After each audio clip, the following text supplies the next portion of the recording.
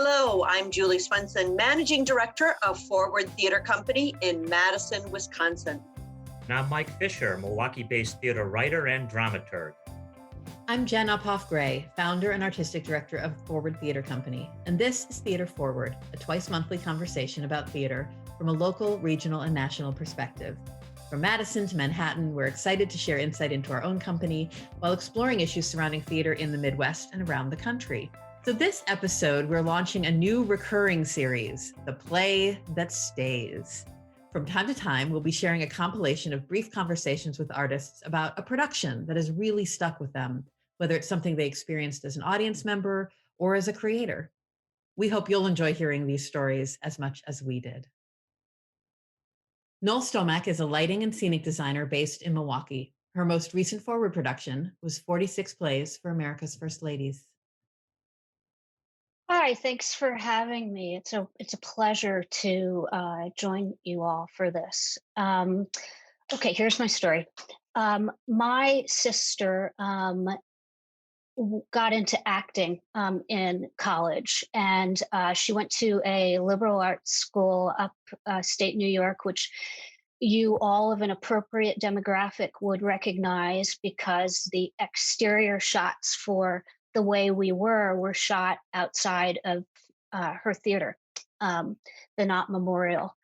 And so at the age of 9, I started to go see a lot of theater because she was cast in a lot of plays and she was good. So she was doing, stock and off Broadway as well. So, I was able to go see a lot of Shakespeare, a lot of Moliere, a lot of Beckett, all the classics. So, they were performing in Knott Memorial. It was pretty immersive. It was in the round. I kind of was getting what was going on, but, I was 9. So we went to see a play in a studio space, a black box, The Rhymers of Eldritch. My first Lanford Wilson play at the age of probably 10 or 11. But I was, by this point, fairly sophisticated 11-year-old theater goer, and I kind of got what was going on. But what stuck with me and what made this play kind of pivotal in me becoming a theater designer was that I was watching the piece, kind of grasping what was going on. And Lanford Wilson is an amazing playwright for lighting and designers. His environments are really, really rich. And while the play wasn't really well reviewed, it just was, it's a fantastic, I think, educational piece. So we were sitting on risers and my view was both the stage and also the grid. I could see the lights turning on and off. And for the first time, I was able to connect what was happening with the light cues and the emotional state on stage. I mean, Rhymers is a really evocative piece, and it was really pretty mind-boggling to me how the choices in color and the choices in direction reflected what was happening on stage. And I was lucky enough a few years later to be able to light the piece myself in high school. And I was able to kind of put together, what I noticed as an 11-year-old with how much lighting and design influences and enhances and contributes to the play as a whole. I mean, it really plays character. Oh my God, I love that story so much. Yeah. And there's a lot of 11-year-olds that have seen a lot of theater that wouldn't think to look up at the grid. That's a person that's going to become a lighting designer who does that. Well, and what drove in you, even at that age? What do you think made you focus on light and lighting already that young? Because God knows, to Julie's point, I sure didn't when I was seeing theater that young. Mm-hmm. Again, at that point, I had already been to a lot of theater. So, and my parents didn't hold back. I think intellectually I was potentially more evolved at that point than other kids of my age. And I don't know, to be quite honest. And the fact that Reimers really, really stuck with me, just something clicked. It's like I just was so intrigued with the fact that,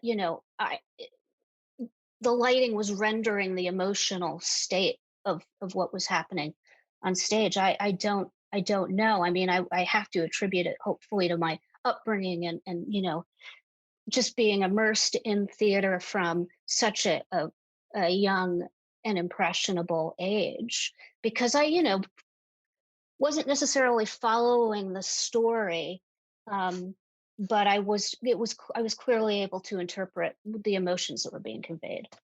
Thank you so much for sharing that story with us. That was just delightful. You. Perfect. Laura Gordon is a Milwaukee-based actor and director. Her most recent project with Forward was directing our production of Heisenberg. She will be directing Every Brilliant Thing at Hope Summer Repertory Theater in Michigan this summer. Hello. The story I want to tell about one of the most influential plays that I've ever experienced was in the spring of 1995. And I traveled to Omsk, Siberia, with a group of people from the Milwaukee Rep. This was really early in Joe Hanretty's artistic directorship, and he had inherited a cultural relationship with a theater in Russia, the Omsk State Drama Theater. And earlier that season, we had done a play called The Gambler, which was an adaptation of a Dostoevsky short story. And they had brought over this director and design team from Russia, and it was this crazy experience. And the director was a genius, but he was also he was a tyrant. So yeah, the whole experience was crazy. But at the end of that season, to kind of continue the cultural exchange, a group of us went over there, and we didn't have to perform. We were just watching plays and meeting the company and doing workshops. And so we were gone for about 2 weeks, about 10 days of which were in Siberia. And we were in Moscow at the beginning and the end of the trip. And it was one of those, it was state run. It was one of those very European model companies where there's a huge repertoire of plays that they do a different one every night. Some of these actors had been working together for decades and some were new. And so basically, I think we were there for 10 days and we saw at least 10 plays, and we also just had these amazing experiences. So the play that I want to talk about is called Panichka. And it was an adaptation of a short story written by Nikolai Gogol, based on a Ukrainian folk story. And it was this bizarre, wonderful combination of things. The plot, in a nutshell, is that these 3 students are coming home from university and they need a place to stay. And so they stay at get this woman to allow them to stay in her house. But she turns into this witch. And in the middle of the night, she takes one of these scholars and she starts riding him like a horse out in the fields. And then at some point, he starts riding her. Somehow he hits her with a stick, and as she falls down to the ground, she turns into this beautiful young woman, and he runs back to the city. But it turns out that this old woman's daughter has died, and so he has to come back and spend 3 nights in the church with her dead body.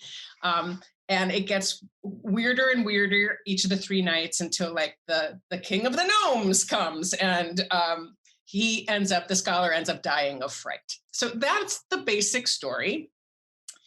And this was a very well-known folk tale. And so it was, the audience was filled with people of all ages. There were a lot of kids there. And some of the images are like emblazoned in my mind. And I guess the thing that was the most stunning about it to me, first of all, we had these headsets and a really bad interpreter. So we would get rid of the headset because you really didn't need it, because you could follow the story so well. And the theatricality of it was breathtaking. And it was like this stark contrast between light and dark, and humor and it being really scary, and broad comedy, and then also just the nuance of psychological realism. It was just astounding. And two images I'll tell you about. The dark image, the Panichka witch image, is the riding the horse, riding him like a horse. Well, she had this. First of all, she was completely naked from the waist up, and it didn't make any difference at all. Like the kids, it wasn't like you could never do that here, but the kids watching this, it was just, that was the witch, and that's what she looked like. And so I remember that she had like this big, huge kind of black skirt that was like parachute material, so it could kind of sweep over the whole stage. And this just amazing choreography and lighting of the riding of this witch. And then in contrast to that, there were like these tavern scenes that were bright white, with these bold colored costumes of these old Cossacks and drunk people at the inn, and this amazing comedy. And then these like pumpkins or melons, or I don't know what any of it meant, because we didn't understand what they were saying, but the images were just so spectacular. And the final image of the play was, so the scholar has died, and kind of the moral of the story is, if you didn't get so scared, you wouldn't die. So the final image of the play is that there was like an open grave way far upstage, and this little group of boys kind of comes just running through, kind of playing with those melons, just kind of playing catch. And then at the very end, this one boy stops because he has to pee, and he turns around and he pisses in the grave of the scholar, and then he runs away. It was amazing. And then I have this little travel journal that I kept during the time, and I'll just read a little bit.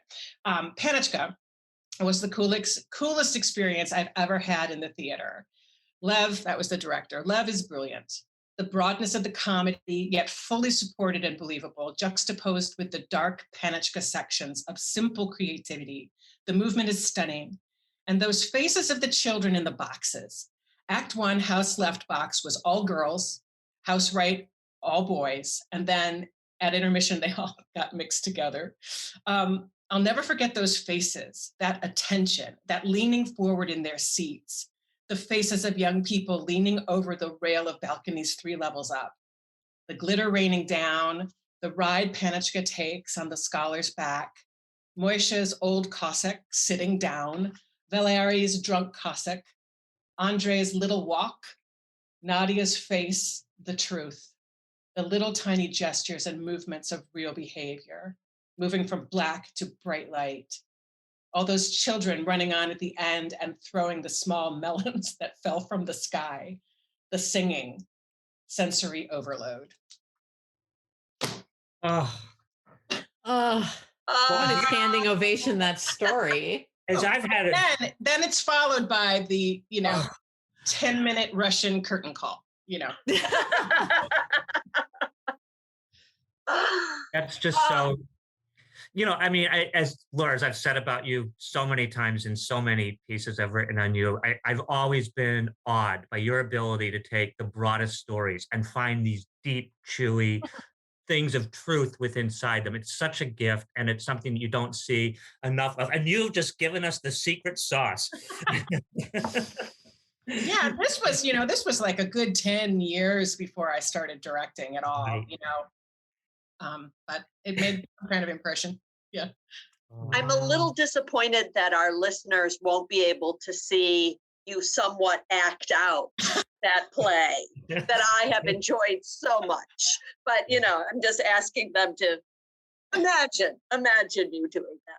Oh, those kids. I remember those kids like leaning forward out of these boxes. It was a big old proscenium house with 3 levels, and they all had like this candy that they came back at intermission. They had these like lollipop things, and they were just like, and I just can't speak enough to the other thing that it taught me, I think, was just not don't underestimate your audience, you know. And granted, we can't do a topless witch here, probably, but there was some things like if you treat the audience as smart as you want them to be, and there was no playing down to this audience of kids at all. Amen. What a Brilliant, Laura. wonderful story. Thank Thank you. you. Ah, so great. Jim Pickering is a legendary Milwaukee-based actor who will be appearing this June in Forward's next Monologue Festival. And then in July, he'll be performing in Children of a Lesser God in Michigan. This event happened about 40 years ago. So a lot of you weren't born when it happened. It was when I was working at Milwaukee Repertory Theater when there was a resident ensemble there of actors.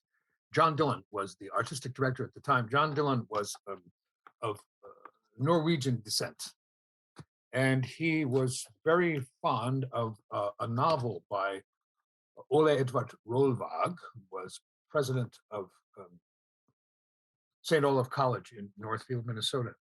The book was entitled Giants in the Earth. And in those days, we did a lot of making up our own plays. And we decided that we were going to make a play out of this novel, which is a expansive novel about Norwegian immigrants who came in the late 19th century and settled in South Dakota, as Rolvag had done. One of the things that inspired the novel was that he had done some writing before, and at one point his son, he had 2 children who died prematurely, tragically. And the story that we heard was that his son fell into a well and was drowned. And the day after that, Rolvag took pen to paper and started to write this book. We improvised a lot of what we felt the mise en scène would be, how we were going to present this thing. We wanted to do it as bare stage as possible.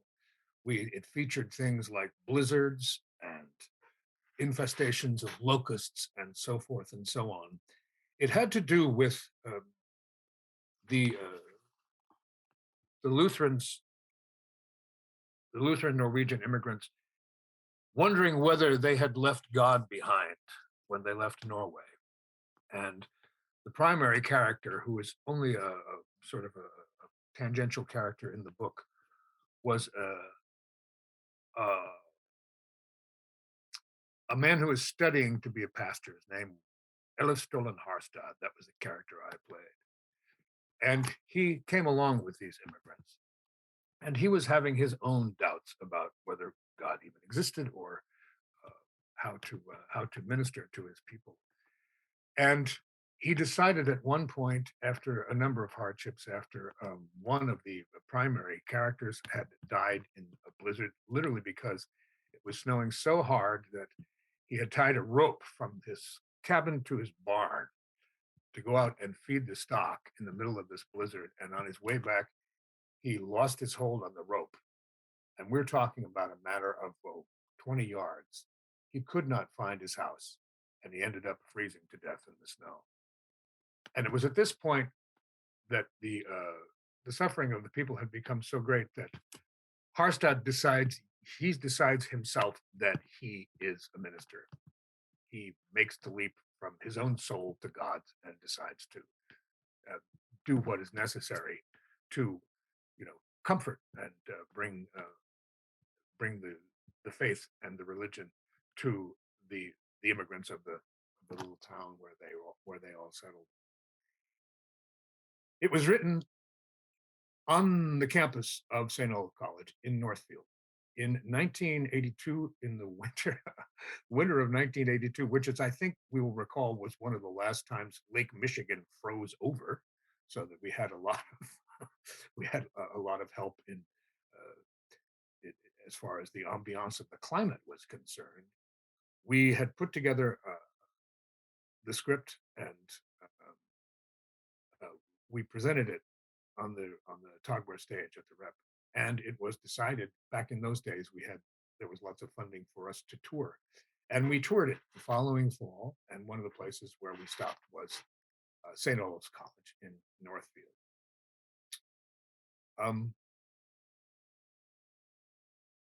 As it turned out, the man who was running the light board the evening of our performance was the grandson of Mr. Rolvog. This was in other words, this became sort of a family event. One of the final events of the play is that Harstad is center stage with a big old spot on him, and all of the settlers, all of the Norwegian settlers, are sort of lined up in a ring behind him, and he prays. The subject of his prayer is essentially, "Oh God, will you give us the faith to seek you here," meaning in the New World. And the prayer starts with Harstad getting on his knees and saying, "Let us pray." And I felt behind me this ripple from the fellow actors of, I don't quite know how to describe it, which was followed by the sound of chair seats in the theater flapping up as the entire audience stood and got down on their knees and joined me in this prayer. As I am telling you this, the sparse hairs on the back of my neck are standing straight up. It was one of the most, it was one of the things that it was like, it was imprinted on me that in a very selfish way, I had chosen the right profession, that there was this sort of thing that could be given back. It was a thing that could not happen with a virtual audience. It had to be, you had to be right there. You had to be those people. And I think the play was powerful for just about everybody we performed it for. But when you had the very people whose ancestors were the characters in the play and had them responding to this in that fashion, it was perhaps the most remarkable feeling I've ever had in the theater. And that was back 40 years ago. And I've done things since that have come close, but never that feeling. And that feeling remains with me, and is, it's a great motivator to keep on doing this, to keep on performing for people. And that's sort of the significance of the event. That was what happened. I know, look at all of you, everybody's going. Jim Pickering, thank you for sharing that So story. beautiful. Yeah. You've been ministering to me for as long as I've been in Milwaukee, and I am so glad that you chose this particular profession of faith. I'm so grateful. Bless you, my child. Jo Chalhoub is a stage manager and performer here in Madison. They've worked on countless FTC shows and will be moving to Chicago this summer to work with Silk Road Rising and Medina Theater Collective. So I've had the pleasure of seeing many forward shows and working on many forward shows, and it's hard to choose. But the one that has really stuck with me over the years definitely has to be Mr. Burns. Mike Fisher is very enthusiastic about that one, which I had the pleasure and the honor of being able to assistant stage manage with a crew of two other assistant stage managers. And it was a wild ride. I know it's one of those that is maybe a little controversial. Some folks didn't like it, some folks loved it. I ended up loving it. I have a tattoo dedicated to it. It was really quite the experience, just from the things that we had to do from a stage management perspective to make that show happen, just from the changing of the different time periods and scenes, And I mean, our breaks in between each scene and section were loaded with changeover. So the three of us were running around backstage and had just enough time to get everything done, which was really exciting and thrilling and wonderful. And the cast and the creative team on that one was just perfection. It was really just a tremendous experience to see folks take this sort of really strange piece and turn it into something that was really relatable and really honest, um, and being able to tell stories in a really cool way. And yeah, it was just a lot of fun, and I loved getting to work on that show and see and all the shenanigans that happened behind the scenes and all of that good stuff. That's one that will stick with me forever. It was really exciting. Jo, I always have in my head the image of you standing on stage with the sign telling people 75 years have gone by and just like Yes. staring the audience down. That'll stick with me forever. Yes, I loved having a little cameo in that one. That was super fun. Yeah, that was really exciting. I loved it.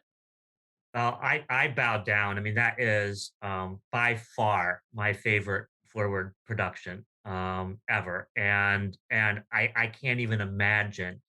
I'm in awe of stage managers anyway. I just, they're the unsung heroes of theater, and in that show in particular, which was insane. I can't even imagine the challenges that it posed for you to present for us what was this beautiful, seamless, very clear, and that's saying something with that piece of storytelling. Yeah, Yay. it was amazing. I mean, I sometimes wish so that that final moment in the show where all of the lights turn on and you see this like incredible story come to an end.